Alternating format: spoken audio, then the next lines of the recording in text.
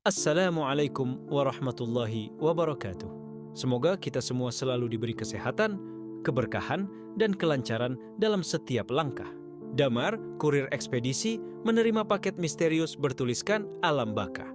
Perjalanan itu membawanya menjadi penghubung dunia manusia dan gaib, terjebak dalam tugas yang tak bisa ia hentikan. Apa takdir kelam yang menantinya? Begini kisah lengkapnya.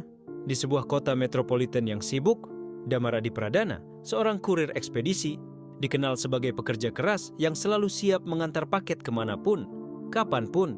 Ia tak pernah mengeluh, bahkan saat diminta mengantarkan paket ke tempat yang jauh atau sulit dijangkau.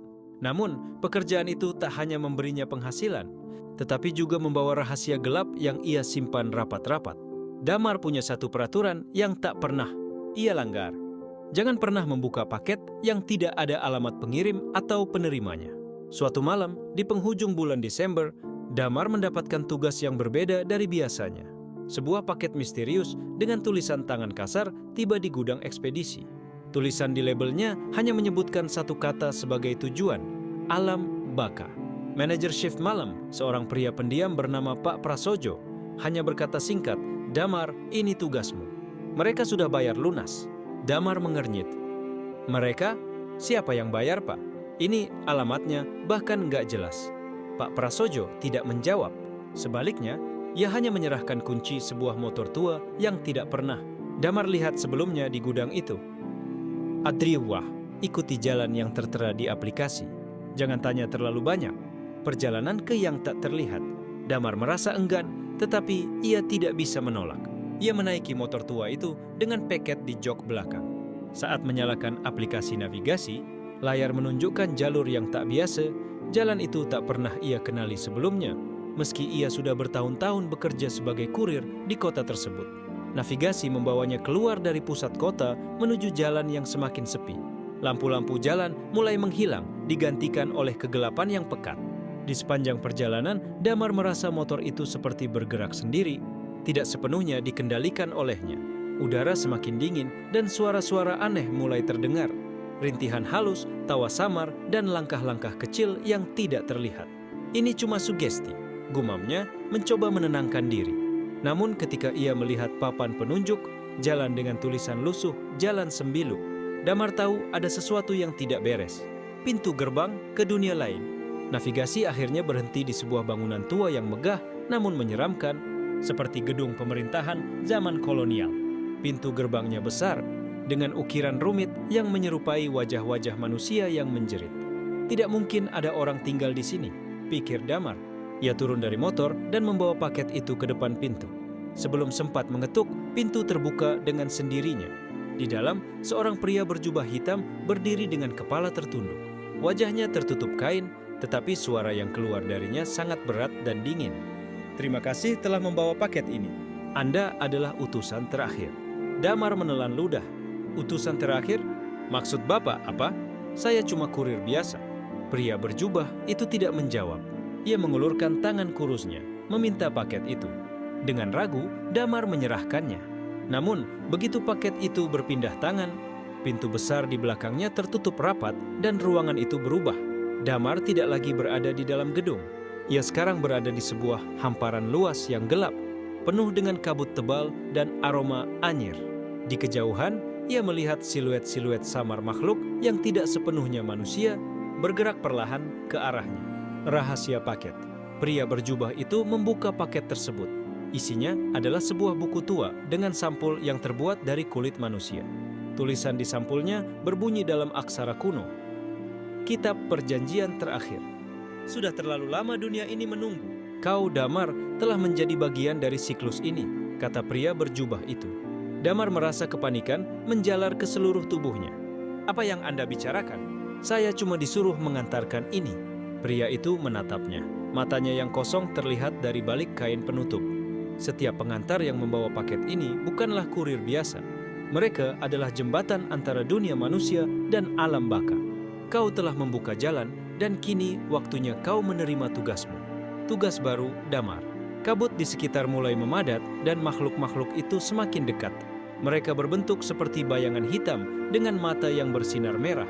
Salah satu dari mereka mendekati Damar dan berbisik dengan suara yang membuat telinganya berdarah, "Kita adalah para penunggu. Terima takdirmu, Damar." Damar mencoba lari, tetapi tidak ada jalan keluar. Pria berjubah itu mengulurkan tangannya lagi, kali ini memberinya sebuah kotak kecil. "Bawa ini kembali ke duniamu. Ini akan menjadi pengiriman pertama dari kami. Dan ingat, kau tidak akan pernah bisa berhenti." Kembali ke dunia manusia, Damar terbangun di tempat parkir gudang ekspedisi. Motor tua itu tidak ada lagi, dan paket yang tadi ia antar sudah menghilang. Namun, kotak kecil dari pria berjubah itu ada di tangannya. Saat ia membuka kotak itu, isinya adalah sebuah jam saku kuno. Jarumnya bergerak mundur, dan di bagian belakang jam tertulis, "Waktu untukmu hampir habis." Mulai saat itu, setiap kali Damar mencoba berhenti bekerja sebagai kurir, sesuatu yang aneh terjadi. Panggilan misterius masuk ke ponselnya, selalu dari nomor tak dikenal, memberinya alamat-alamat yang tidak ada di peta.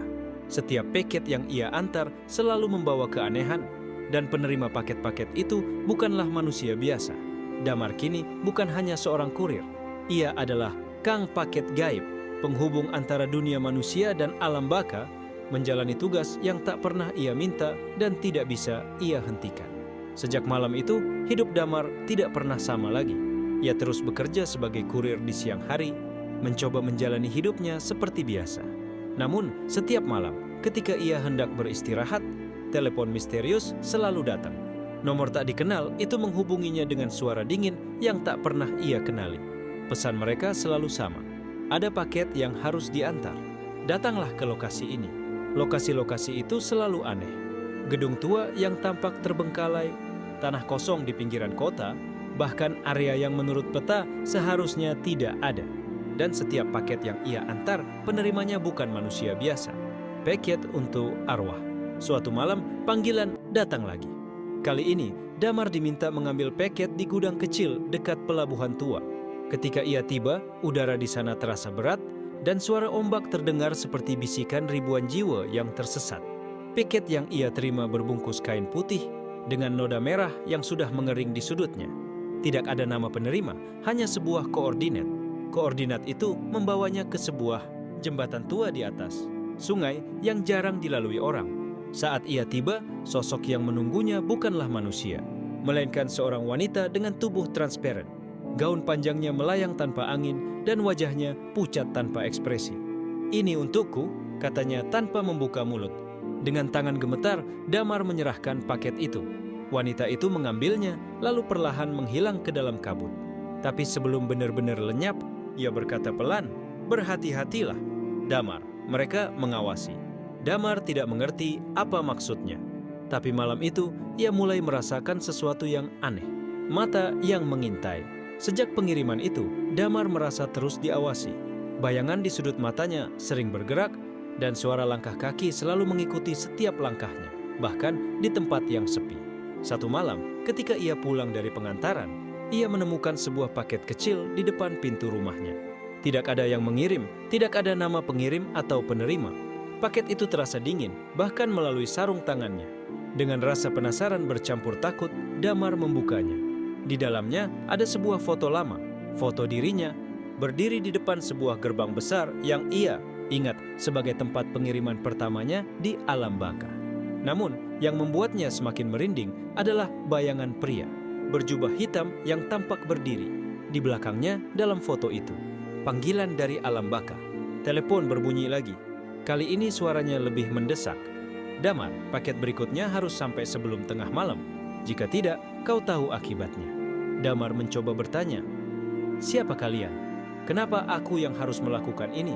Namun, telepon itu hanya memutar suara desahan panjang, seperti orang sekarat. Tak ada jawaban. Ia mendapati sebuah motor tua yang sama seperti sebelumnya di depan rumahnya, lengkap dengan sebuah paket besar yang diikat di jok belakang. Paket itu bergerak-gerak seolah ada sesuatu di dalamnya yang mencoba keluar. Tanpa pilihan lain, Damar menaiki motor itu. Kali ini, tujuan pengiriman adalah sebuah hutan yang tidak tercantum di peta. Pertemuan dengan penjaga gerbang. Hutan itu gelap dan sunyi, hanya diterangi cahaya bulan yang pucat. Di tengah hutan, ia bertemu dengan sosok besar berjubah hitam. Berbeda dari pria yang ia temui sebelumnya. Sosok ini membawa sebuah tongkat panjang. dengan tengkorak manusia menggantung di ujungnya. "Terima kasih telah datang, utusan," katanya dengan suara berat yang menggema di udara. Damar turun dari motor, mencoba menguatkan diri. "Aku bukan utusan apapun. Aku hanya kurir biasa." Sosok itu tertawa kecil. "Kau adalah utusan alam baka. Tugasmu adalah menjaga keseimbangan antara dunia, manusia, dan dunia kami. Dan paket ini adalah bagian dari keseimbangan itu." Damar melihat paket besar yang ia bawa. Apa yang sebenarnya ada di dalam paket ini? Penjaga gerbang menatapnya tajam. "Jangan pernah bertanya tentang isi paket, Damar, karena jawaban itu akan menghancurkanmu." Namun, sebelum Damar bisa berkata apa-apa, paket itu terbuka dengan sendirinya. Dari dalamnya keluar seorang anak kecil, wajahnya pucat dan penuh luka. Anak itu menatap Damar dan berkata, "Aku ingin pulang." Rahasia Damar terungkap. Damar membeku. Wajah anak itu terasa familiar, seperti seseorang dari masa lalunya. Ia mencoba mengingat, hingga tiba-tiba kilasan ingatan menyeruak ke dalam pikirannya. Kecelakaan tragis yang melibatkan dirinya beberapa tahun lalu. Anak itu adalah korban kecelakaan itu. Korban yang tidak pernah ia akui kepada siapapun. Dan kini ia berdiri di depannya, meminta sesuatu yang tak bisa ia berikan. "Ini tugasmu, Damar," kata penjaga gerbang. "Bawa dia ke tempat yang seharusnya, atau kau sendiri akan menjadi bagian dari dunia ini selamanya." Damar menelan ludah. Tubuhnya gemetar. Ia tahu, tugas ini bukan hanya tentang mengirimkan paket. Ini tentang penebusan dosa yang tak pernah ia hadapi sebelumnya. Damar berdiri terpaku, menatap anak kecil di hadapannya. Suara napas anak itu terdengar pelan tapi berat, seperti menanggung beban yang tak terlihat. Penjaga gerbang mengayunkan tongkatnya ke arah anak itu, menciptakan lingkaran api biru yang melingkupi mereka bertiga. "Dia milikmu," kata penjaga gerbang. "Paket ini bukan sekadar kiriman. Ini adalah beban yang harus kau pikul. Untuk setiap jiwa yang kau antar, sebagian dari dirimu akan terikat pada dunia kami." Damar menggigil. "Apa maksudmu? Kenapa aku? Aku tidak pernah meminta ini." Penjaga gerbang tertawa, suaranya seperti derak kayu terbakar. "Karena kau telah membuka jalan. Saat kau menerima tugas pertamamu, kau mengikat dirimu pada perjanjian ini.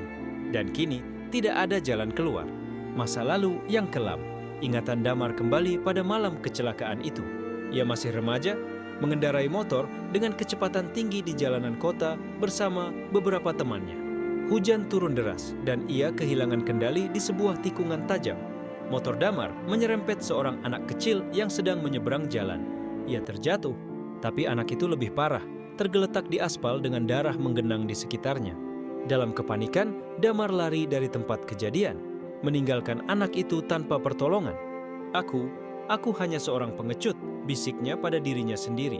Anak kecil di depannya kini menatap dengan mata yang kosong, seolah menunggu sesuatu. "Aku ingin pulang," katanya lagi. Suaranya lembut tapi penuh dengan rasa sakit. Misi yang berbeda. Penjaga gerbang mengulurkan tangannya, memberinya sebuah benda kecil, sebuah kunci kuno yang terbuat dari logam hitam berukir. "Ini adalah kunci gerbang perlintasan. Bawa anak ini ke tempat yang seharusnya. Tapi hati-hati, banyak yang tidak ingin kau berhasil." Damar menatap kunci itu dengan ragu. "Tempat yang seharusnya? Apa maksudmu?" Penjaga gerbang tidak menjawab. Lingkaran api biru perlahan menghilang, meninggalkan Damar berdua dengan anak kecil itu di tengah hutan yang gelap. Motor tua itu kini memiliki perubahan. Lampunya bersinar dengan warna merah tua, seperti dipenuhi energi yang tak wajar. Perjalanan ke gerbang perlintasan. Navigasi di ponsel Damar menyala kembali. Kali ini menunjukkan lokasi yang disebut sebagai gerbang perlintasan jiwa. Tempat itu berada di tepi jurang besar yang tidak tercatat di peta. Anak kecil itu duduk di belakang motor tanpa suara, hanya memegang erat pinggang Damar. Di sepanjang perjalanan, suara-suara aneh mulai terdengar lagi. Rintihan, bisikan, bahkan tawa menyeramkan yang terdengar begitu dekat, meski tidak ada siapapun di sekitar mereka. Ketika mereka semakin dekat ke lokasi, jalanan menjadi lebih sulit. Kabut tebal menyelimuti mereka, membuat pandangan terbatas hanya beberapa meter di depan. Namun, yang paling menyeramkan adalah makhluk-makhluk yang mulai bermunculan dari kabut. Mereka memiliki tubuh seperti bayangan dengan tangan yang panjang dan kuku tajam. Mata mereka bersinar merah, menatap langsung ke arah Damar dan anak itu. Pertarungan dengan penunggu. Salah satu makhluk itu melompat ke jalan, menghalangi motor Damar. Wujudnya seperti seorang manusia yang membusuk dengan kulit yang menggantung dari tubuhnya. Makhluk itu berbicara dengan suara parau. "Serahkan anak itu. Ia adalah milik kami." Damar merasakan tubuhnya kaku karena takut. Anak kecil di belakangnya memeluk lebih erat dan ia berkata pelan, "Jangan berhenti. Mereka tidak bisa menyentuh kita jika kita terus berjalan." Tanpa berpikir panjang, Damar menggeber motor tua itu, mencoba menerobos makhluk itu. Tapi makhluk itu mengayunkan tangannya, menghantam motor dengan kekuatan besar. Motor terguncang, hampir terjatuh. Tapi entah bagaimana, Damar berhasil menjaga keseimbangannya. "Kau tidak akan berhasil," teriak makhluk itu. Damar berteriak, "Aku tidak peduli apa yang kalian inginkan. Anak ini harus sampai." Motor itu seolah memiliki nyawa sendiri, melesat dengan kecepatan yang tidak wajar. Makhluk-makhluk itu terus mengejar, tapi tidak ada yang bisa menghentikan mereka. Gerbang perlintasan. Setelah perjalanan yang terasa seperti berjam-jam, Damar tiba di ujung jalan. Di depan mereka berdiri sebuah gerbang besar, mirip dengan yang ada di foto yang ia temukan di rumahnya. Gerbang itu terbuat dari logam hitam dengan ukiran wajah-wajah manusia yang menangis dan menjerit. Anak kecil itu turun dari motor, menatap Damar dengan wajah yang kini lebih damai. "Terima kasih sudah membawaku ke sini. Aku bisa pulang sekarang."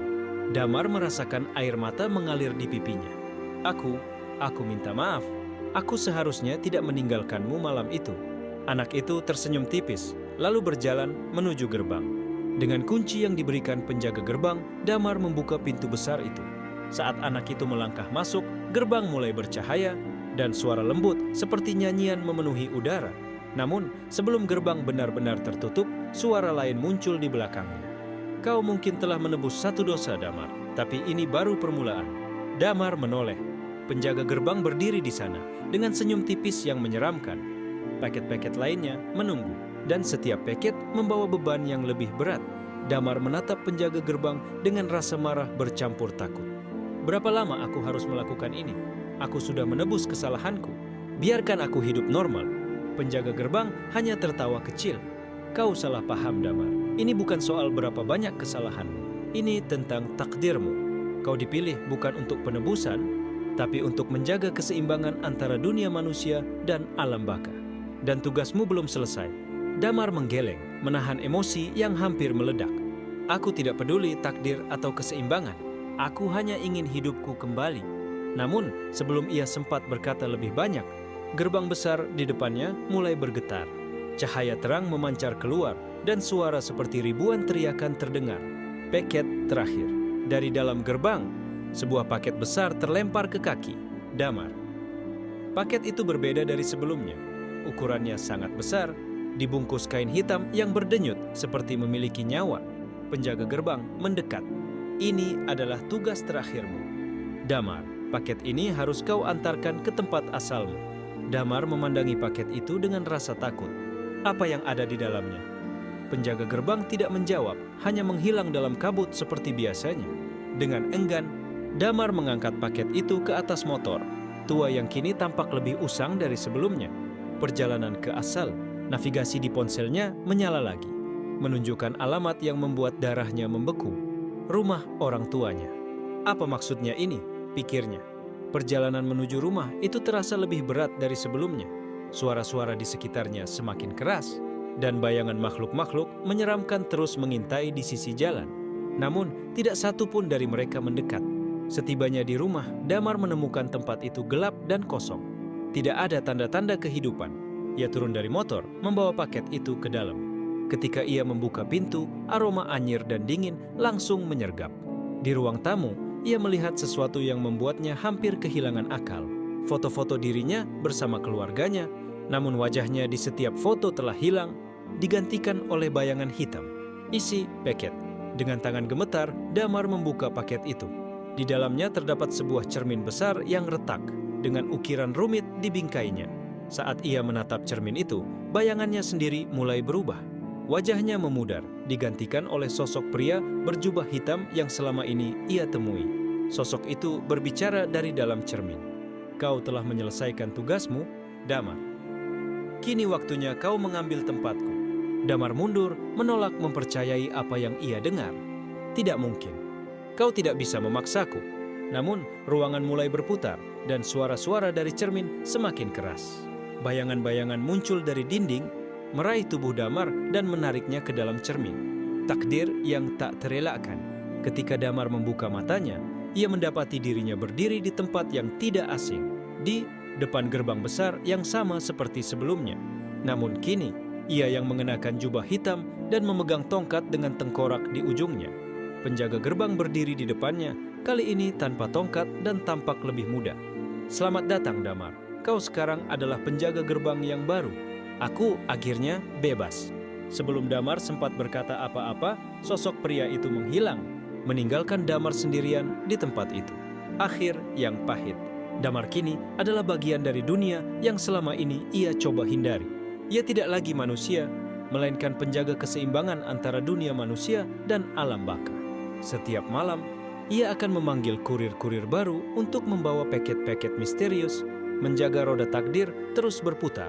Dan di balik setiap pengiriman, ia selalu berdoa agar seseorang suatu hari nanti bisa menggantikan posisinya seperti ia menggantikan penjaga gerbang sebelumnya. Namun, ia tahu doa itu mungkin hanya harapan kosong, karena bagi penjaga keseimbangan tidak pernah ada akhir yang benar-benar damai